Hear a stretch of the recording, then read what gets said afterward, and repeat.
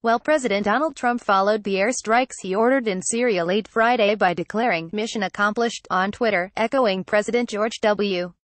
Bush's infamous words uttered in May 2003 after the U.S. invasion of Iraq, where thousands of American troops now remain. His televised address left the action open-ended. "We are prepared to sustain this response until the Syrian regime stops its use of prohibited chemical agents," Trump declared Friday night. For the second time in just over 2 years, the president last week accused the government of President Bashar al-Assad of being behind a chemical attack in Syria, and ordered missile strikes before international investigators had verified the accusations and without the consent of Congress. While some in Congress condemned the president for taking military action without congressional approval, with a bipartisan group of 88 legislators signing a letter Friday urging Trump consult them before launching an attack, top lawmakers appeared nearly indifferent to the fact that the strikes blatantly went against constitutional law.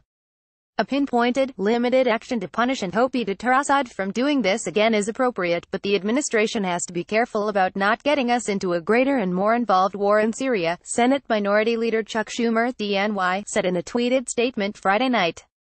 Nancy Pelosi, D.C., struck a similar tone, condemning last week's chemical attack and urging the president to adopt a coherent strategy to hold Russia accountable for its support of Assad's government.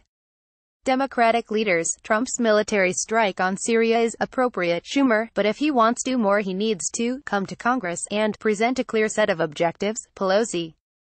In light of the open-ended phrasing included in Trump's speech, anti-war activists implored Americans to resist adopting Schumer and Pelosi's complacency, and to tell Congress to speak out against any more military action by the president.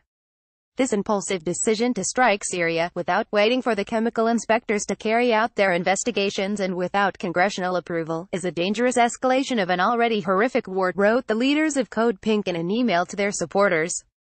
While U.S. military has said this operation is over, President Trump and National Security Advisor John Bolton want a more sustained bombing campaign, one what threatens a wider war with Iran and Russia. The group included a link to a petition that Americans can sign to demand that Congress invokes the War Powers Act, which requires the president to consult the legislature regarding military deployment and limits the amount of time troops can be engaged without congressional approval, to prevent more strikes. Congress must do its job, continued Code Pink.